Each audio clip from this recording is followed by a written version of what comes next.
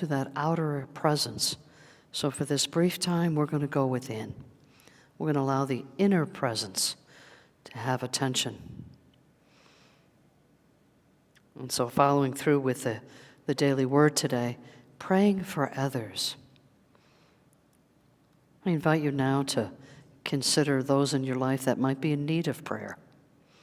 Maybe it's a prosperity prayer, maybe it's divine order, maybe it's employment or health. But call them to mind and use your internal eye and see them perfect, rather than seeing them in the dis-ease or the discomfort. We see them whole and perfect. And we allow ourselves to see that for them. Sometimes when we don't feel good, it's hard for us to imagine ourselves well. But you have the ability to do that for them. Because that imaginary picture of them whole and well is the best gift you can give another person.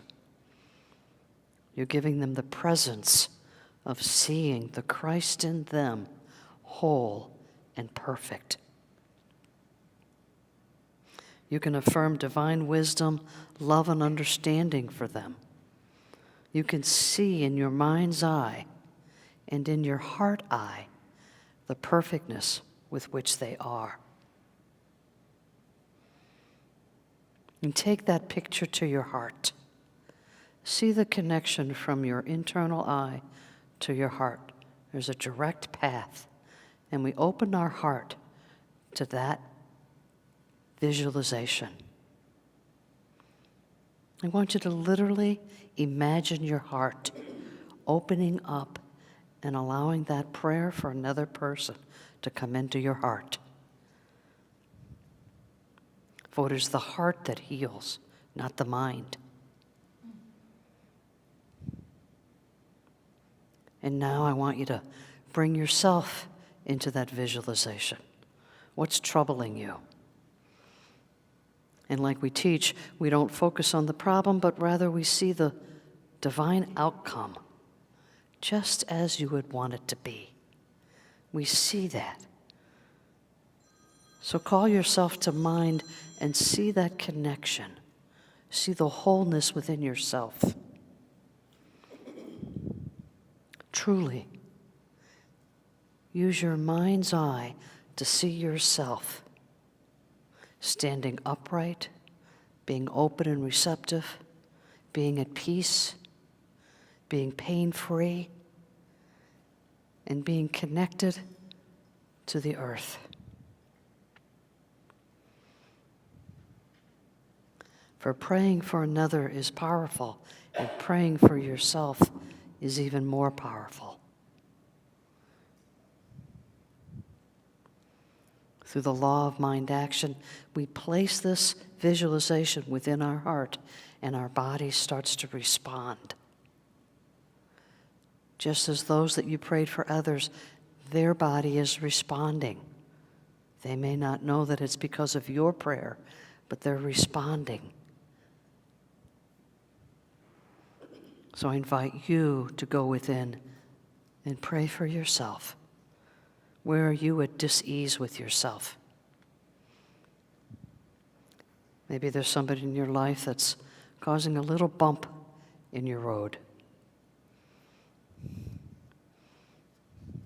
Maybe there's something in your outer world that's troubling you. So we use this time to visualize your heart, encompassing and embodying your wellness, your connection to that divine intelligence, that divine knowingness that I am well. I am well and I function well. As I pray, I affirm the activity of God in my life and in yours. So now let us give over to a moment of silence where we continue to see the truth for yourself and for others.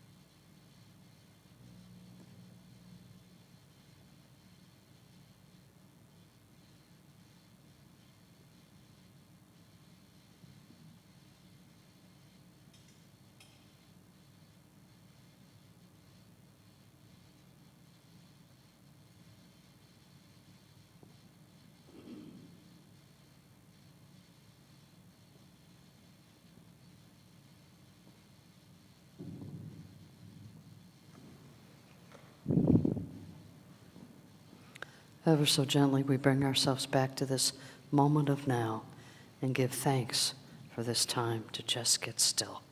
So in your own way, give gratitude. And for this, we are grateful. And so it is. Amen.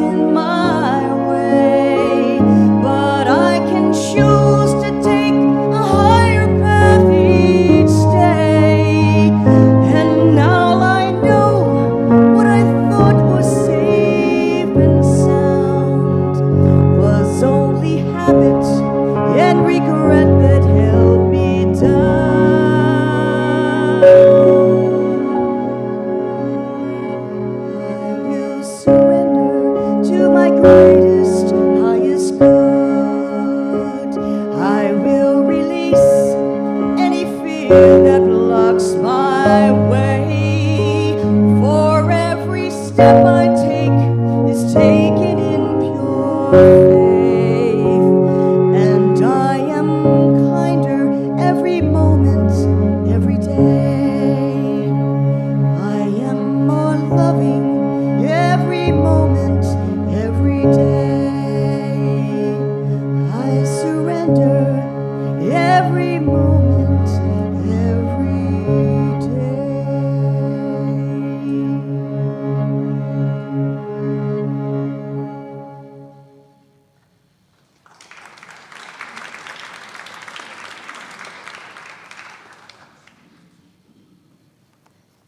So this is week 2 of our 7-part series on I Am.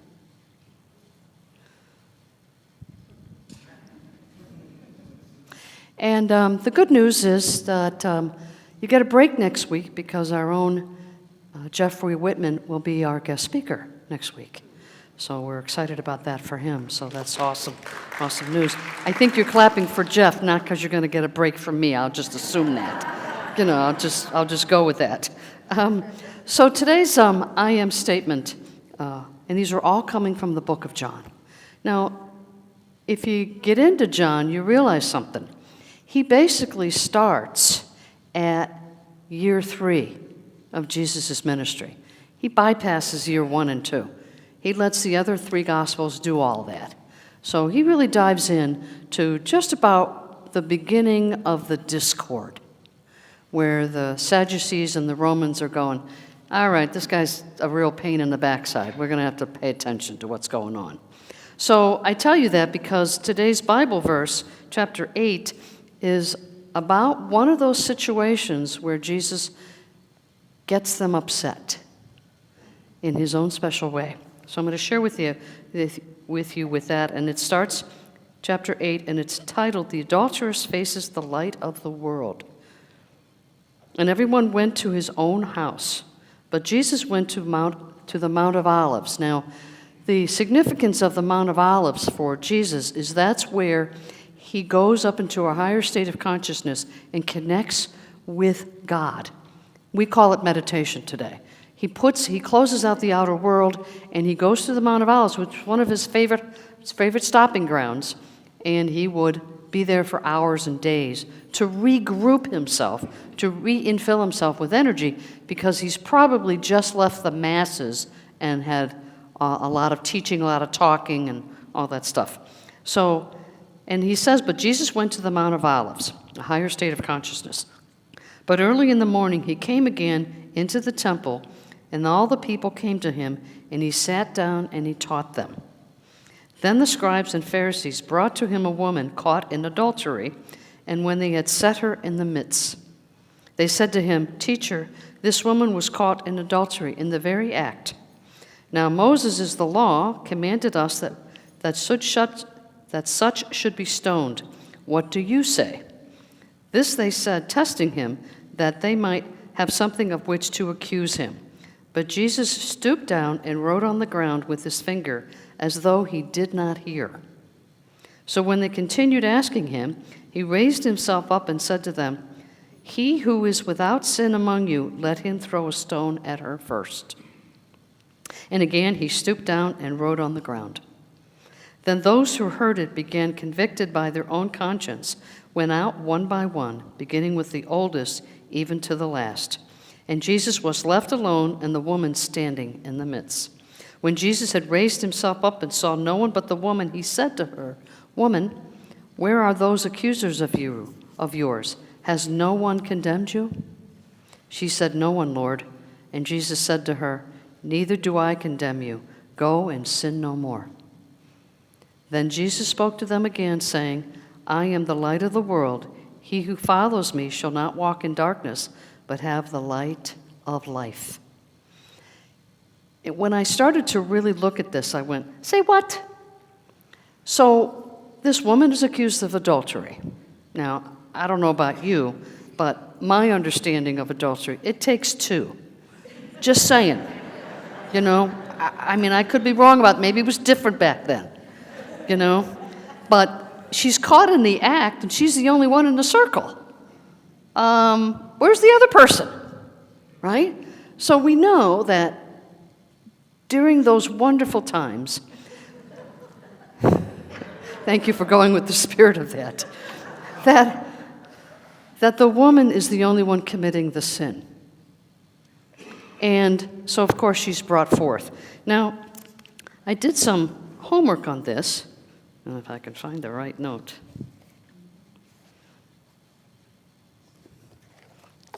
Should have been better, more prepared, sorry.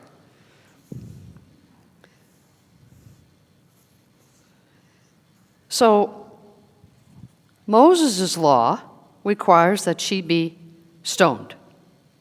The Roman law required that no one can say she can be stoned without going through the high court system.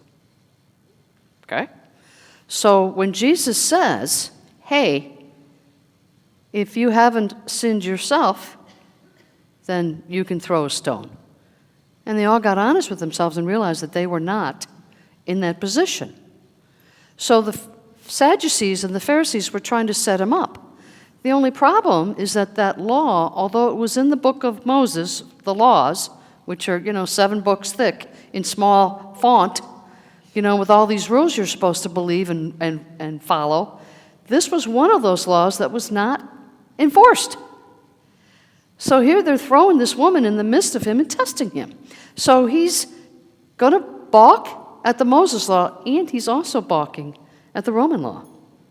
This is enough right here for Jesus to be hung, to be convicted of his blasphemy against the Romans and against the law of Moses. So he's in a no-win situation, right?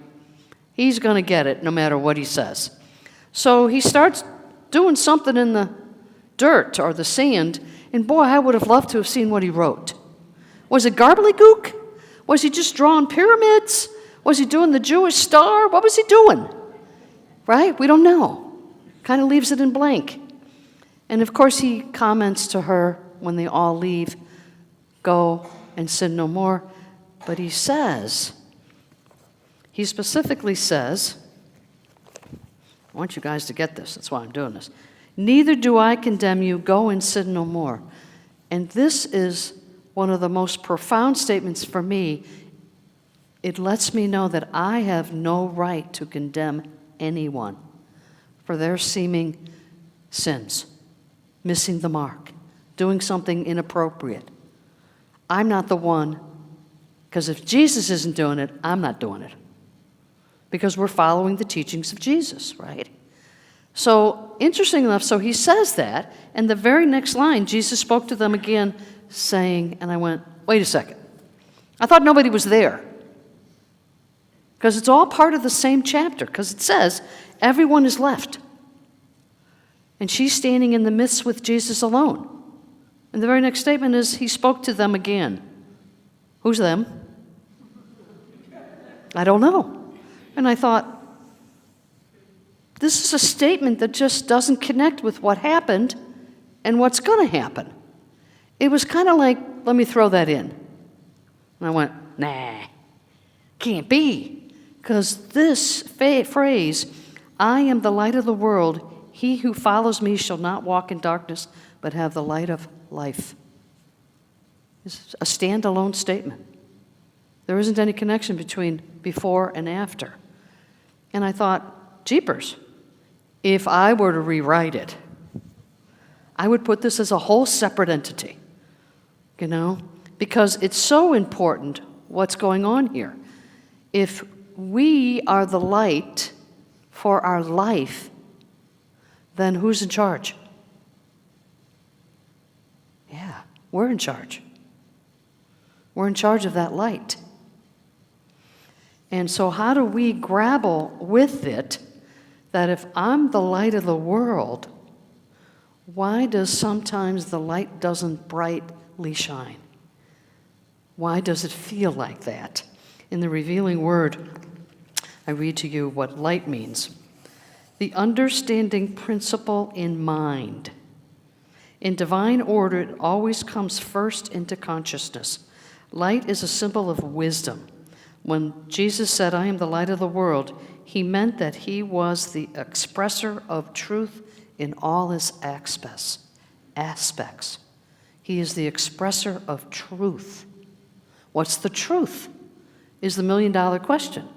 And the truth is that we have equal access to God through the light that shines within everyone.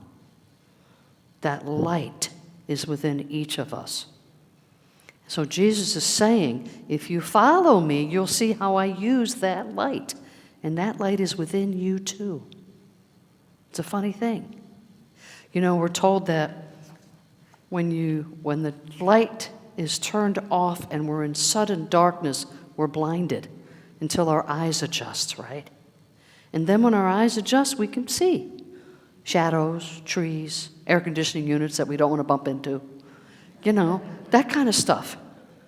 But when the light comes on, we're not in darkness, we're not in blindness. The light shines.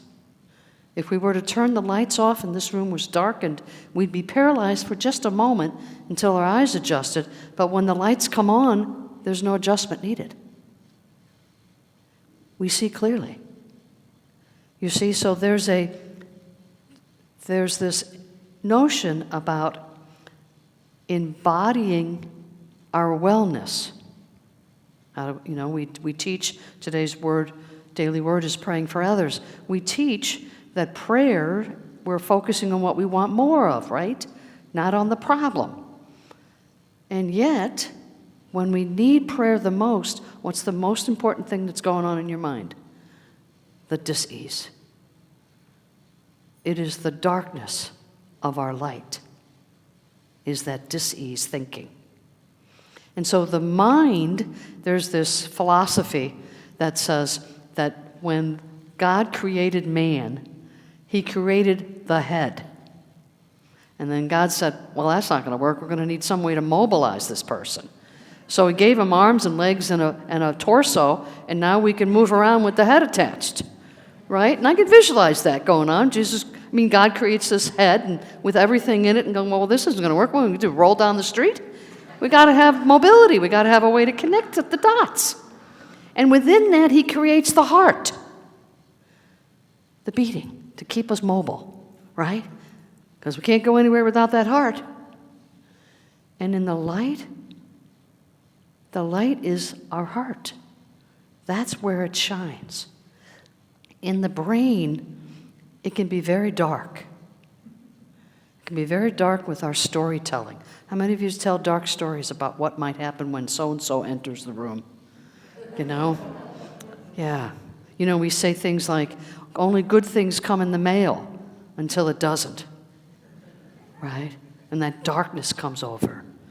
The storytelling can really be dark when we start imagining how the world could be if they would only do blank, right?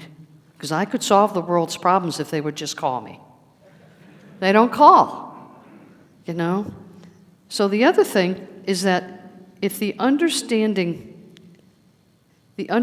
principle of mind in divine order always comes first into consciousness. The right thing to do is always sitting in our consciousness. And I'd like to think that our consciousness is part of our heart.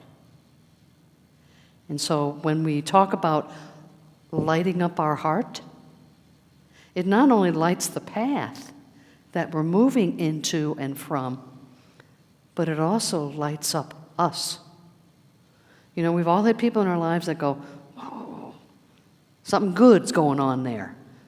The heart is surpassing the mind's storytelling, and we have this illumination. We have this moment of a complete epiphany of we know exactly what it is we're supposed to do, in what manner, and in what voice, and in what speed with which we do it.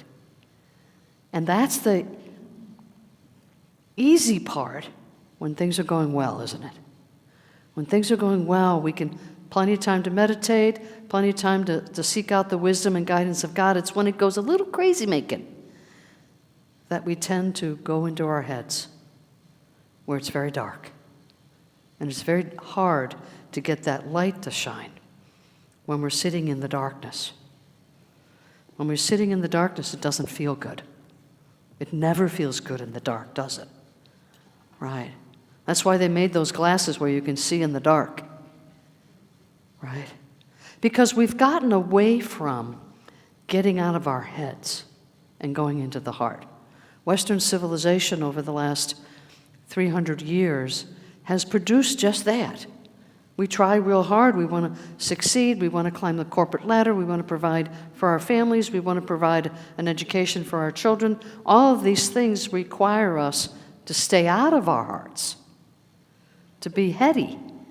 If I just get this one more certification, I'll be able to. however that's defined. And then as we get older, we go, I'm not working anymore. My life is good.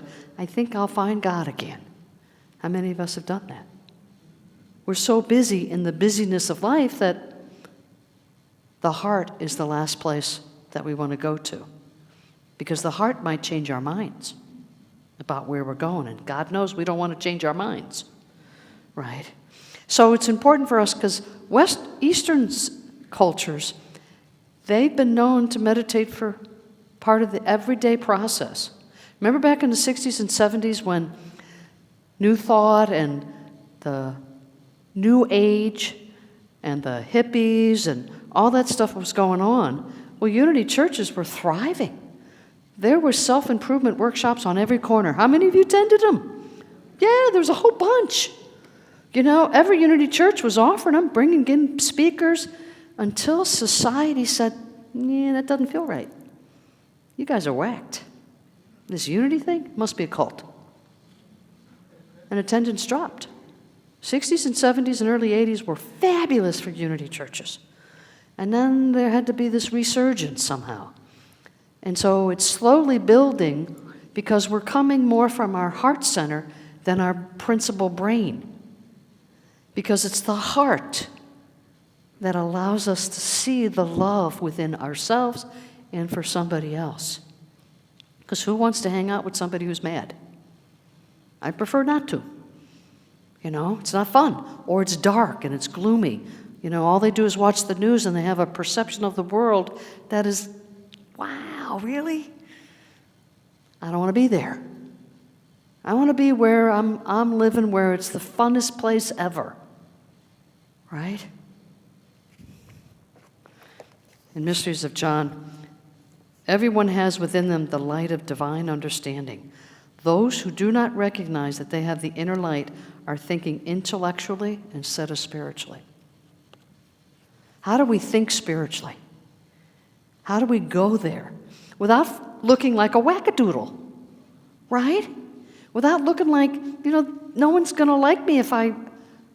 It's an inner work. It's the inner work of who you are. It's not about the demonstration out there. It's about how are you spending your inner time with God? Are you in the I am light, or are you in the darkness of your head?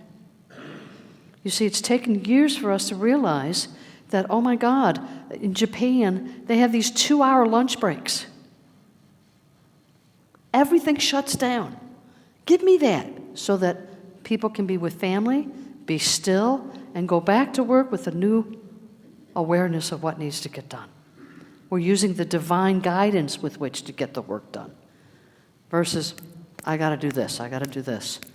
I hope you're not living in that state of mind because it's crazy making. We go to bed tired and we wake up tired because we haven't rested. When we're busy in the doingness, we lose out on the beingness. That beingness which guides us. You see, because compassion is extending ourselves to be in somebody's shoes. Or is that empathy? Empathy is seeing yourself in those shoes. Compassion is recognizing that, whoa, this person's heart is hurting. And be able to open our own and allow our goodness to come forth. And it's a fine art form to be able to not see ourselves as judging another person, no matter what outer appearances look like. Because it's easy for us to judge, right? We see people's flags in their yards and we jump to conclusions, right?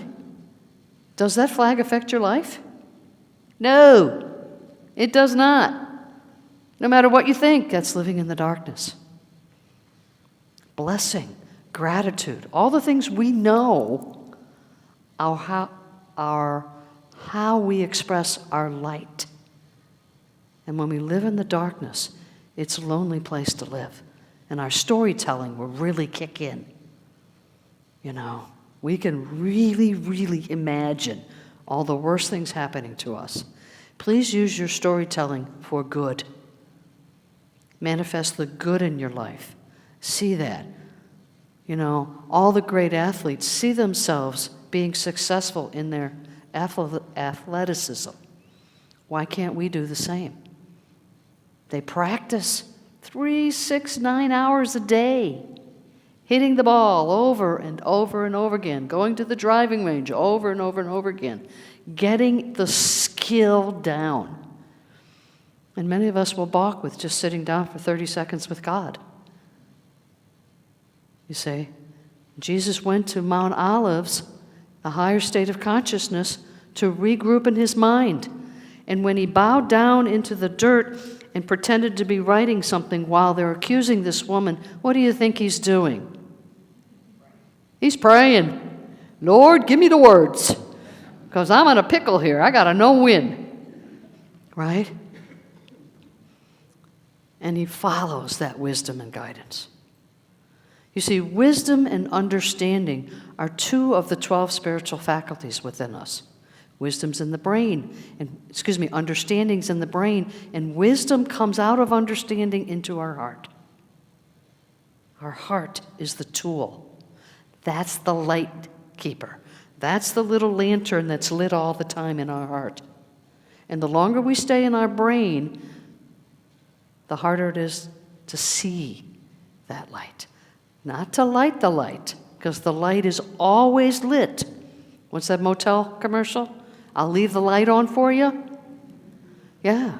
And we all got that advertisement, didn't we? That one made sense. That visualization and we remembered it.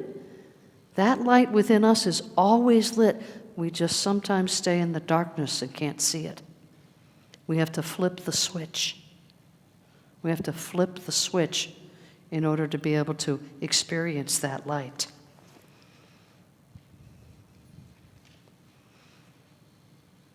Your homework.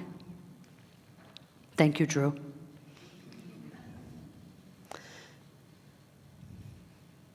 We've done this exercise before. Some of you know about the light switch. Okay. And I want you to flip the switch to move from your brain to your heart. How do you do that? You literally visualize your heart opening. See it. That's your faculty of imagination. Instead of it being in a closed chamber that we're taught, we actually see it opened up the chamber. And we see that light beaming out. I want you to close your eyes for just a moment. Just close your eyes. I want you to right now look within to your heart. Feel the pumping, because it's there, you know it, right? If you need to put your hand over your heart to feel that pump, feel free to do that. And imagine your heart, the chamber of your heart opening up, and rays of light shoot out. It's an open vessel. You are free to open that vessel anytime you want. The light is always in it and lit. Opening the vessel reminds us that we are the light of the world. And now gently open your eyes. So your homework is every time you flip a switch, I want you to stop right then and there and open your heart. See that cavity open up. Just as if it was the best thing ever, right? It is the best thing ever.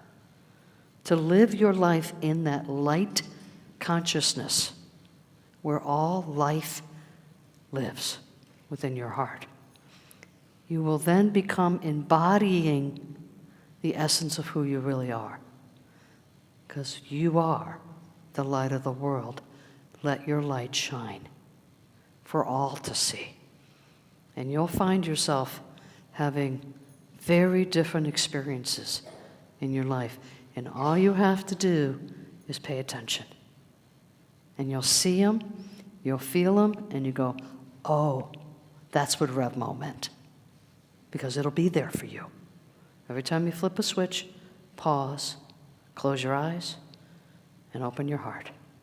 and see that burst of light embodying you, because you are what the world is waiting for, your light. And for that we are grateful. And so it is. Amen. Amen.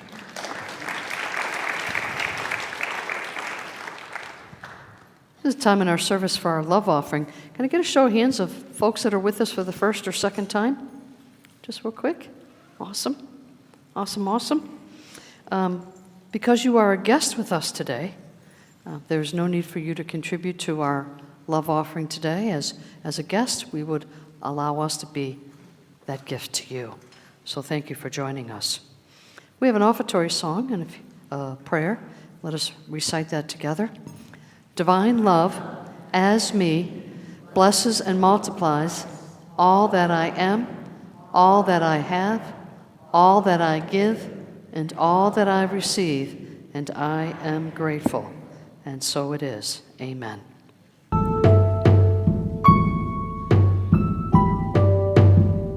I send my love over the mountains. I send my love over the sea. I send my love into the heavens, and it returns to me.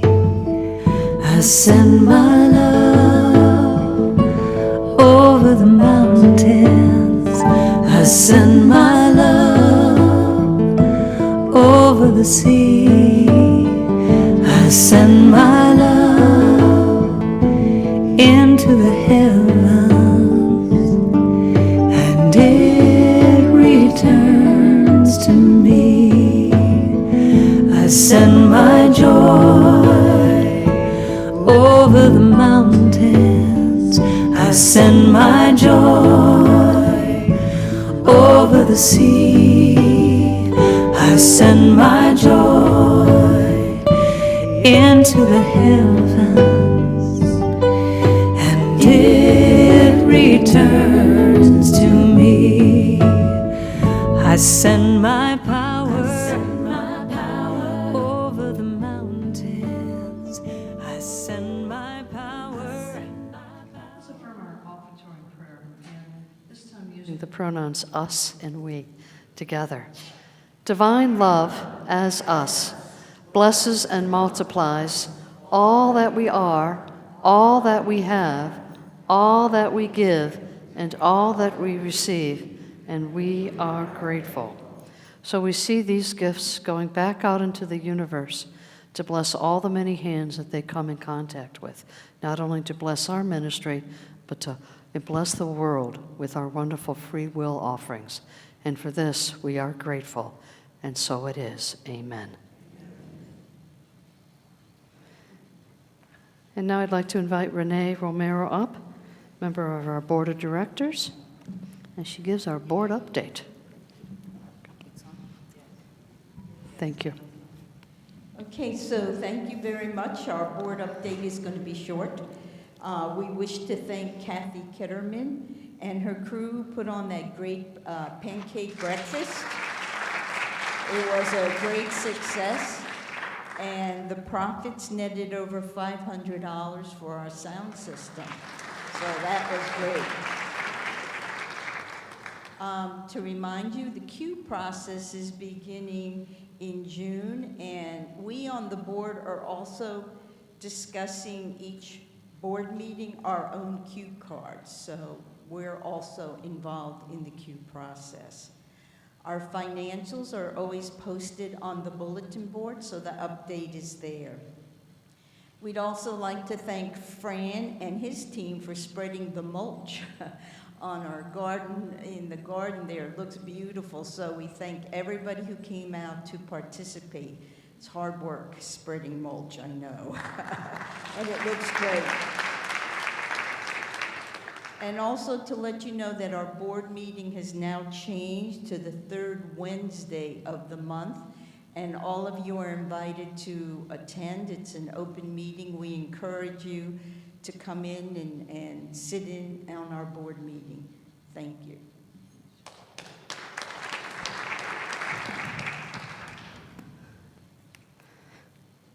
So those of you that are first-timers with us, we have a prayer for you.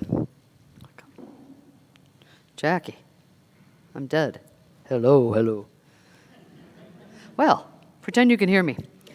If you're new with us, would you please just stand up? I know I asked you once before, but if you just stand up for us, awesome. We have a prayer for you. We have a prayer for you. Allow us to extend that to you. We love you. We bless you. We appreciate you. And we behold the Christ as you.